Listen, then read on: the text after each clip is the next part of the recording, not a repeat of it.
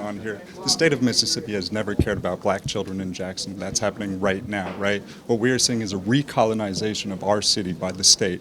This is not about children, this is about money, and this is about power. Countdown to takeover. Emotions running high, patience running very thin as the State Board of Education voted Thursday for a complete takeover of Jackson Public Schools. The board finds that there is sufficient cause to believe that an extreme emergency situation exists in the Jackson Public School District brought on by serious findings related to serious violations of accreditation standards, federal and state law, failure to sustain a safe school climate, inappropriate standards of governance, and a continued pattern of poor performance.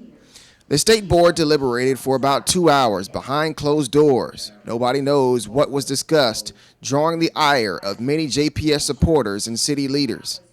For a decision such as this, they should have had the courage of their convictions to at least be able to come in front of the public and say why they were voting the way they were doing, show the discussion that they were having, and that just proves to me that they did not come here in good faith to have a real look at the evidence. Now let's take you to the evidence. Attorneys from both sides gave closing arguments. MDE slapped JPS with an over 700-page investigative audit that took place over the course of a year. Officials found JPS in violation of 24 standards, violations of federal and state laws. There's governance issues. Ineligible students are graduating. There are special ed issues. And may I remind you, 5 years ago, we were in the district dealing with special ed issues. We gave them another chance. And here we are, 5 years later, facing the same problems again. JPS argued that MDE was actually doing final audits while they were implementing changes. It's no secret the district has struggled academically as a whole, but administration says they weren't given enough time given the shakeup in leadership. But yet we were given 9 school days. It says 30 school days. You know what the deadline for 30 school days was? October 13th. Yet we were here yesterday after 9 school days of having to analyze a 30 or a 700 and some odd page report and come up with our challenges to all of those allegations in there.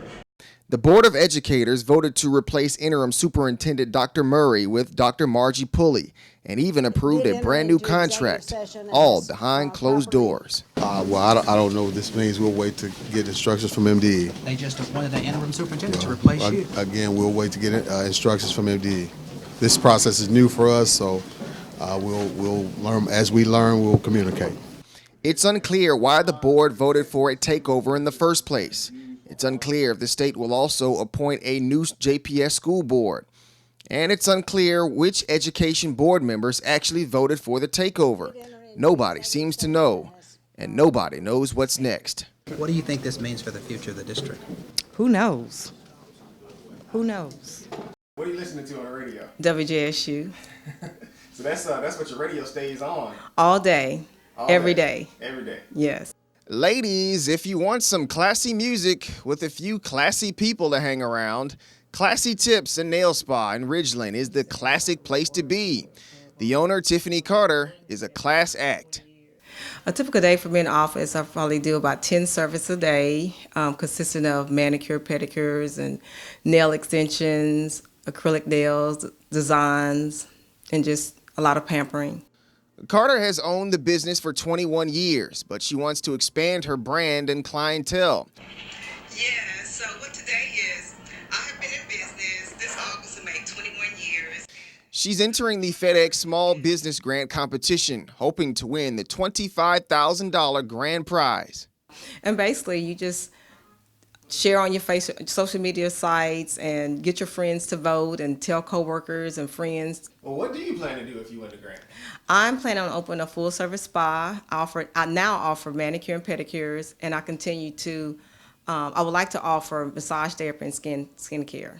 The mother of two studied marketing in the early 90s at JSU, but found her love in nail art. And when you enter Classic Tips, there's no mistake about it.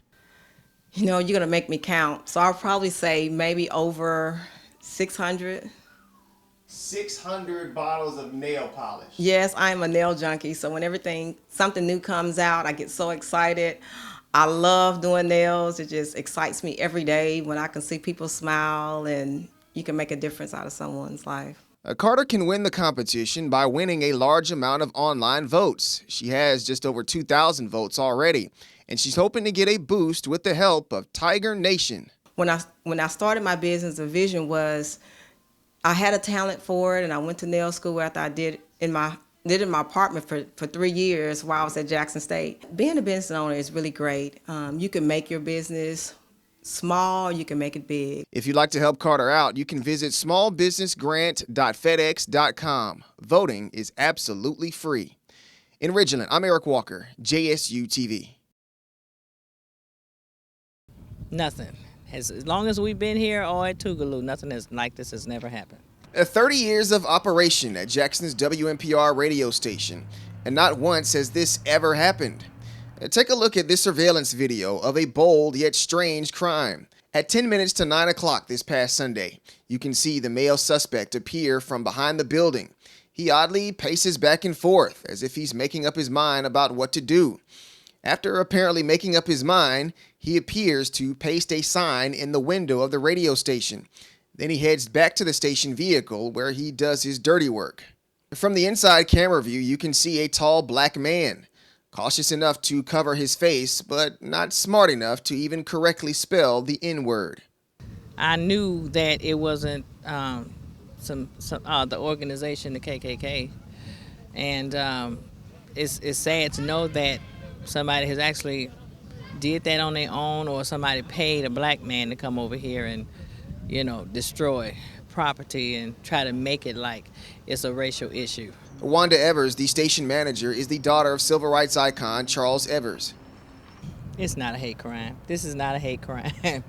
In my opinion, it's not a hate crime. Station management believes the real target is Stanley Wesley of the controversial group Respect Our Black Dollars. Wesley also buys radio airtime from WMPR.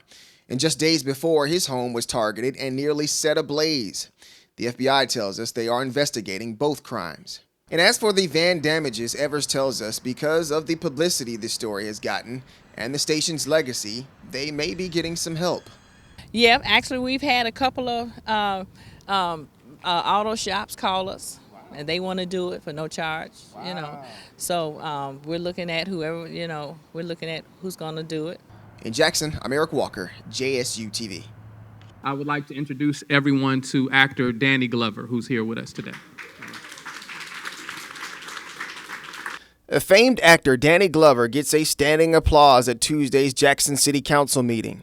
The 71-year-old is back in Mississippi to hopefully complete the mission he personally attached himself to about 5 years ago, standing with Nissan workers on their right to unionize. They've watched the company Nissan renege on promises. They've watched their health plans adjusted, manipulated.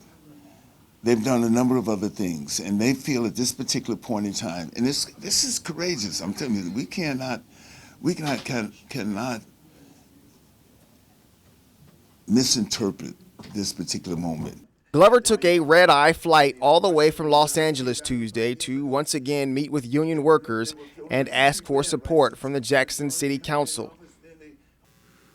We've seen what has happened when men and women, communities have stood up in the face of intimidation. Jackson knows that intimidation very well. Mississippi knows that story very well. It's a part of the narrative. When the plant opened 15 years ago, 100% of the employees were permanent. Now 40% of the employees are temporary right now. That's real. So there's been a place, there's been this moment in time when they've said enough is enough, and we have to stand with them. Glover, along with many other Nissan workers, say that since efforts to get the United Auto Workers involved began, workers have been intimidated, threatened, and have had to work in poor conditions. Nissan denies the allegations. The governor of the state of Mississippi, Phil Bryant, has come out against unionizing. What would you say to him? Well, whenever we talk about rights, and in this case, workers' rights and civil rights. Sometimes some people are on the wrong side of history.